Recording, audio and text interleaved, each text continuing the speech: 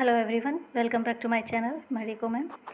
आज के इस वीडियो में मैं आपके लिए एक महत्वपूर्ण इन्फॉर्मेशन लेके आई हूँ। चिकित्सा एवं स्वास्थ्य सेवा विभाग के लिए एक वैकेंसी निकली है खाद्य सुरक्षा अधिकारी की, जैसा कि आपको अभी स्क्रीन पर दिख रहा है।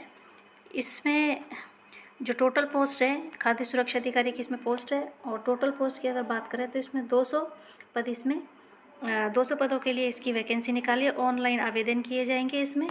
और अगर हम इनके पदों का विवरण अगर देखें तो इसमें नॉन टीएसपी के लिए 179 है, और सहरिया के लिए 3 पद हैं, और टीएसपी के लिए 18 पद हैं इसमें। इसके अलावा और अगर हम नीचे की तरफ चलते हैं इसमें, तो शैक्षणिक योग्यता की अगर बात करें तो अच्छी पोस्ट है एफएसओ के लिए, खाद्य सुरक्षा अधिकारी के लिए। अगर आपके पास ये क्वालिफ़िकेशन है तो आपको ज़रूर अप्लाई करना चाहिए इसके लिए। तो इसकी जो शैक्षणिक योग्यता है वो है degree in food technology, dairy technology, bio केमिकोलॉजी और ऑयल टेक्नोलॉजी और एग्रीकल्चर साइंस।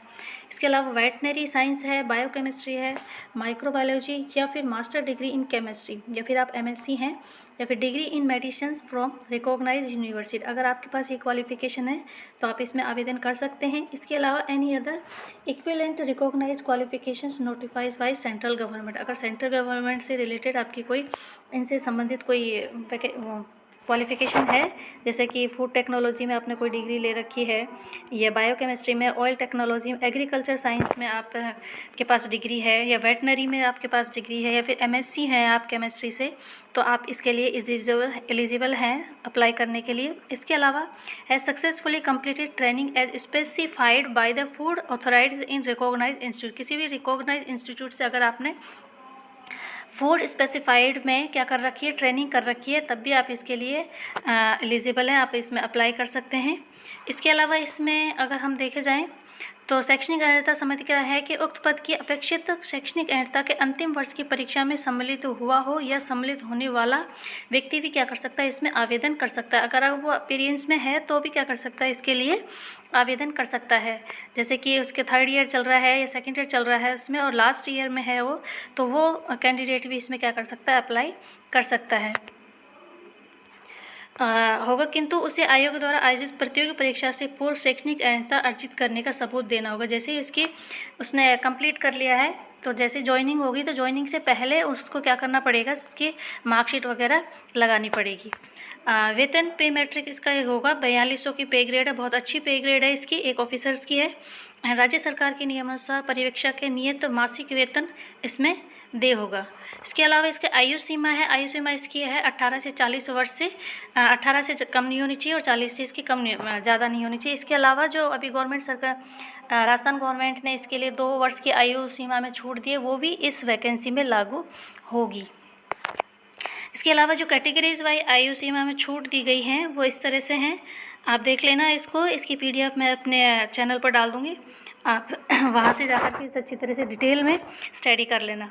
तो इसकी जो 5 वर्ष की छूट है वो है अनुसूचित जाति है, अनुसूचित जनजाति, पिछड़ा वर्ग, अति पिछड़ा वर्ग, आर्थिक रूप से कमज़ोर वर्ग के पुरुष अभ्यर्थियों को 5 वर्ष की छूट इसमें दी जाएगी। इसके अलावा सामान्य वर्ग की जो महिला हैं उनके लिए 5 वर्ष की छूट है, और 10 वर्ष की इसमें छूट दी गई है राजस्थान राज्य की अनुसूचित जाति, अनुसूचित जनजाति, पिछड़ा वर्ग और आर्थिक रूप से कमज़ोर वर्ग की महिला अभ्यर्थियों के लिए 10 वर्ष की इसमें छूट दी गई है। विधवा एवं विच्छिन्न महिला है उनके लिए अधिकतम आयु सीमा कोई इसमें अपर एज लिमिटेड नहीं है, किसी भी आयु के हैं तो उसमें क्या कर सकते हैं, अप्लाई कर सकती हैं। इसके अलावा और अगर हम इसकी बात करें तो इसकी जो चयन प्रक्रिया है वो होगी, अभ्यर्थियों का चयन प्रतियोगी परीक्षा के माध्यम से किया जाएगा। इसमें कंपटीशन एग्ज़ाम होगा, और इसका जो एग्ज़ाम है आप देख सकते हैं, इसमें आवश्यकता होने पर आयोग द्वारा उत्तर पत्रक पुस्तिका या पत्रक के मूल्यांकन में स्केलिंग, मॉडरेशन, नॉर्मलाइजेशन पद्धति को अपनाया जा सकेगा। नॉर्मलाइजेशन भी इसमें कर सकेंगे। संबंधित सेवा नियम के 20 के अनुसार उक्त पाए गए अभ्यर्थियों के नाम राज्य सरकार नियुक्ति अधिकारी को अनुसूचित किए जाएंगे और लिखित परीक्षा की मेरिट के क्रम में होंगे। मतलब इसका कि कहने का मतलब ये है कि इसमें लिखित परीक्षा होगी, उसके अनुसार मेरिट बनेगी और फिर इसमें सिलेक्शन होगा। परीक्षा का स्थान और तिथि अभी इसमें जैसे ही इसका फॉर्म वगैरह अप्लाई कर दिए जाएंगे तो यथासंभव इसमें सूचित कर दिया जाएगा। और इसमें अगर देखा जाए तो आवेदन की जो अवधि है वो है 1/11/2022 से लेकर के 30/11/2022 रात्रि 12 बजे तक इसमें आवेदन मांगे गए हैं। आवेदन प्रक्रिया आप कैसे कर सकते हैं? ऑनलाइन करेंगे इसको। आपको कहाँ से SST RPSC Rajasthan government in पर जाके वेबसाइट पर जा कर के और जो SSO ID है उससे आप इसको फॉर्म फिल कर सकते हैं। इसके अलावा फिर ई-मित्र पर जाकर भी आप अपना ये फॉर्म अप्लाई कर सकते हैं। और इसकी जो एग्जामिनेशन जो पैटर्न है वो होगा पार्ट A और पार्ट B है इसमें। तो पार्ट A में क्या आएगा, पेपर तो एक ही होगा इसमें, लेकिन इसके 2 पार्ट कर रखे हैं। एक जनरल नॉलेज का होगा और एक होगा कंसर्न सब्जेक्ट, जो भी आपका ट्रेनिंग आपने जिसमें करी है तो उसमें जो सब्जेक्ट हैं ऑप्शनल सब्जेक्ट, उसके अंदर आपके 110 नंबर के वो क्वेश्चन होंगे और जनरल नॉलेज के राजस्थान की है वो 40 नंबर के, टोटल 150 नंबर का इसमें होगा और 2.5 घंटे का इसमें एग्ज़ाम ड्यूरेशन है।